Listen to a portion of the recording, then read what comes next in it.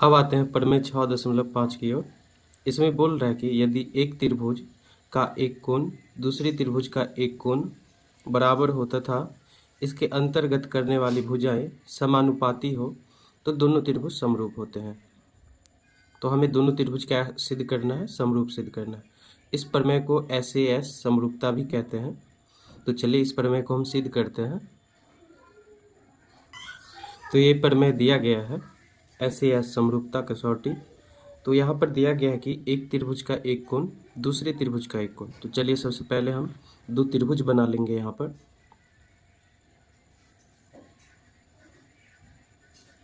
एक त्रिभुज का हम नाम ABC रख देते हैं। दूसरा एक त्रिभुज बनाएंगे,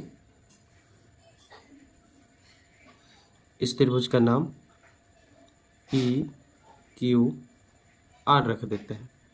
तो इसमें ये बोल रहा है कि यदि एक त्रिभुज का एक कोण दूसरे त्रिभुज का एक कोण के बराबर हो, तो जो दिया रहेगा उसको हम सबसे पहले लिख लेंगे और जो सिद्ध करना होगा उसको हम सबसे पहले लिख लेंगे।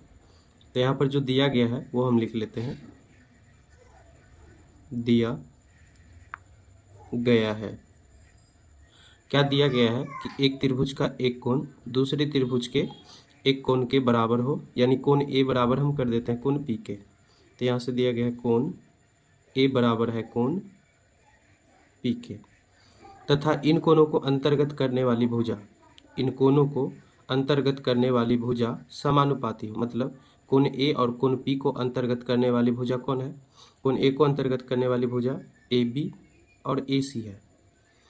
कोण पी को अंतर्गत करने वाली भुजा भुजा PQ और PR है, क्योंकि भुजा PQ और PR से मिलके कोण क्या बना है?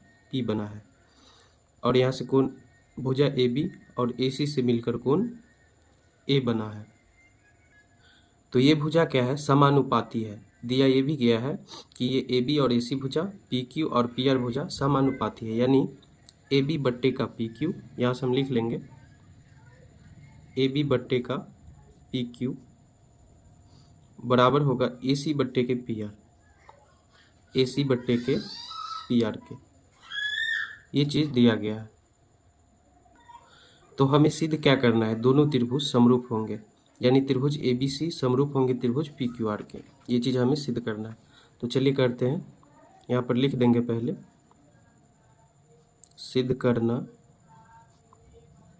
है त्रिभुज ABC समरूप होंगे त्रिभुज PQR के। ये हमें समरूप सिद्ध करना है।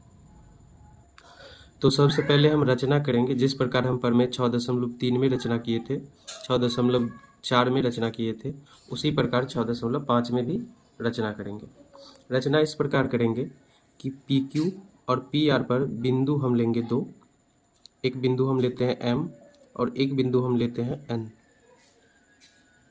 भुजा PQ और PR पर दो बिंदु हम इस प्रकार लिए कि PM बराबर होना चाहिए AB का। ये PM AB के बराबर है और ये PN AC के बराबर है। तो यही चीज़ हम रचना में लिख देंगे कि भुजा PQ और PR पर दो बिंदु M और N इस प्रकार लिए कि PM बराबर है AB का और PN बराबर है AC का, तथा M से N को क्या किया? मिला दिया। ये चीज़ हम लिख देंगे। यहाँ से हो जाएगा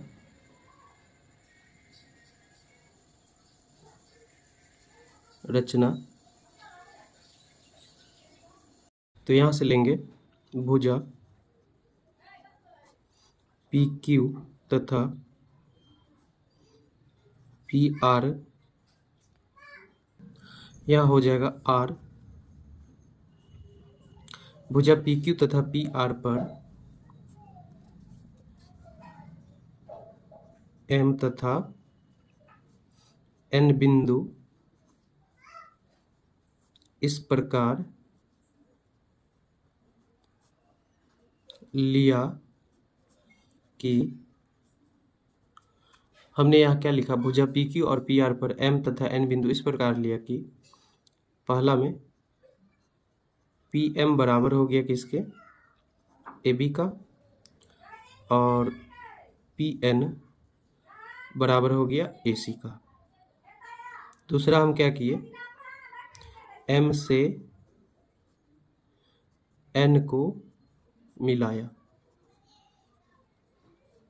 जो हम लिए वो हम रचना में कर दिए यहाँ पे कि भुजा पी क्यू और पी आर पर एम तथा एन बिंदु हम इस प्रकार लिए कि पी एम बराबर हो गया ए बी का और पी एन बराबर हो गया ए सी का और एम से एन को मिलाया। ये चीज़ हम रचना में लिख दिए। तो यहाँ से अब होगा, अब हम क्या करेंगे, यहाँ से त्रिभुज ए बी सी और त्रिभुज पी एम एन को सर्वांगसम करेंगे, क्योंकि जब सर्वांगसम करेंगे तभी हमें आगे सिद्ध कर पाएंगे। यहाँ से देख लीजिए त्रिभुज ए बी सी और ये वाला छोटा त्रिभुज पी एम एन को सर्वांगसम हम सिद्ध करेंगे। तो इन दोनों में क्या चीज़ बराबर दिया गया है वो हम देख लेते हैं। कोण ए बराबर कोण पी के बराबर पहले से दिया गया है और यहाँ पर ये भी बराबर है। हमने रचना से क्या बराबर किए कि ए बी बराबर है पी एम का और ए सी बराबर है पी एन का, इसीलिए हम रचना में बराबर किए थे।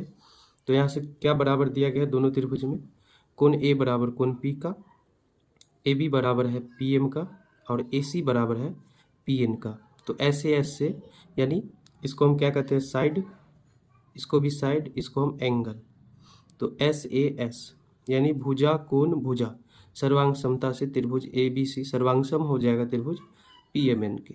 यही चीज़ हम यहाँ पर लिखेंगे।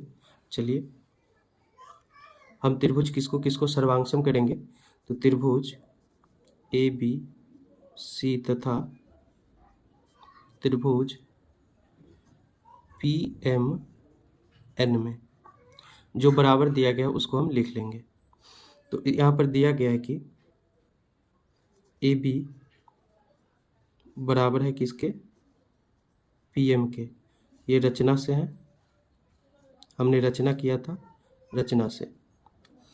और कोण ए बराबर दिया गया है कोण पी का, ये दिया हुआ है, ये दिया हुआ है। और यहाँ से पी भुजा ए सी बराबर है पी एन का, ये भी हमने रचना से बराबर किया था। तो यहाँ से क्या होगा, भुजा और बीच का कोण बराबर है। तो एस ए एस सर्वांग समता नियम से त्रिभुज ए बी सी सर्वांगसम हो जाएगा त्रिभुज पी एम एन के। ये दोनों त्रिभुज क्या हो जाएंगे, सर्वांगसम हो जाएंगे। तो हमने ये पढ़ रखा है कि जो त्रिभुज सर्वांगसम होंगे वो त्रिभुज क्या होंगे, समरूप भी होंगे। यानी ए बी सी सर्वांगसम है त्रिभुज पी एम एन के, तो ए बी सी समरूप भी होंगे त्रिभुज पी एम एन के। क्योंकि सर्वांगसम का मतलब होता है सभी तरह से बराबर, समरूप भी क्या होता है जो दिखने में एक जैसा हो तो वो समरूप होता है। तो चलिए ये दोनों भी क्या होंगे, समरूप। तो यहाँ पर लिख देंगे त्रिभुज ए बी सी समरूप होंगे त्रिभुज पी एम एन के। ये जो समरूप आया है तो वहाँ भी हमें समरूप सिद्ध करना है, तो इसको हम समीकरण 1 मान लेते हैं। तो अब हम चलेंगे आगे। यहाँ हमने किसको समरूप किया, त्रिभुज ए बी सी को समरूप किया त्रिभुज पी एम एन के। इसको पहले हमने सर्वांगसम सिद्ध किया, उसके बाद त्रिभुज ए बी सी को समरूप कर दिए पी एम एन के। अब जब समरूप हो गया इसको हम समीकरण 1 मान लिए। तो अब हम आगे समरूप करेंगे त्रिभुज पी एम एन को, यानी इस छोटा वाला त्रिभुज को समरूप करेंगे त्रिभुज पी क्यू आर के, इस बड़ा वाला त्रिभुज को। यानी छोटा वाला त्रिभुज समरूप करेंगे त्रिभुज पी क्यू आर यानी बड़ा वाला त्रिभुज से। तो इसके लिए क्या है, हमें दिया गया था भुजा का अनुपात बराबर, वहाँ से हम सिद्ध करेंगे। तो यहाँ पर हम लिख लेंगे दिया हुआ है, जो हमें दिया हुआ था उसको हम लिख लेंगे। यहाँ से देख लीजिए क्या दिया गया था कि ए बी बट्टे पी क्यू बराबर है ए सी बट्टे पी आर के। यहाँ से हम देखेंगे, लिख लेंगे यहाँ पर ए बी बट्टे का पी क्यू बराबर है ए सी बट्टे पी आर के। अब थोड़ा हम यहाँ पर ध्यान से देखेंगे, ये जो ए बी है ए बी बट्टे का पी क्यू, ए बी बट्टे का पी क्यू, तो ए बी किसके बराबर है, पी एम के। ये जो ए बी है ये पी एम के क्या है, बराबर है। तो हम ए बी के बदले पी एम लिख सकते हैं। और ये जो ए सी है, ए सी को हम क्या लिख सकते हैं, पी एन, क्योंकि ए सी किसके बराबर है, पी एन के।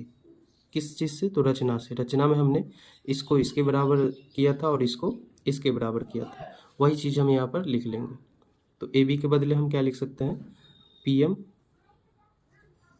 ए बी बदला हो जाएगा पी एम बट्टे का पी क्यू बराबर ए सी को हम किसके ए सी को हम क्या लिख सकते हैं, पी एन। तो ए सी हो जाएगा पी एन, अब बट्टे का है पी आर, तो बट्टे का पी आर।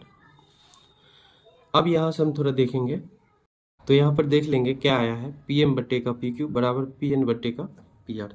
यहाँ चित्र से हम देखेंगे, पी एम बट्टे का आया है पी क्यू और पी एन बट्टे का आया है पी आर, यानी आधा बट्टे का पूरा और आधा बट्टे का पूरा। तो यहाँ से क्या होगा कि एम एन रेखा समांतर होगा क्यू आर का, क्योंकि थेल्स प्रमेय का विलोम क्या कहता है कि अनुपात बराबर होगा तो रेखा क्या होगी, समांतर होगी।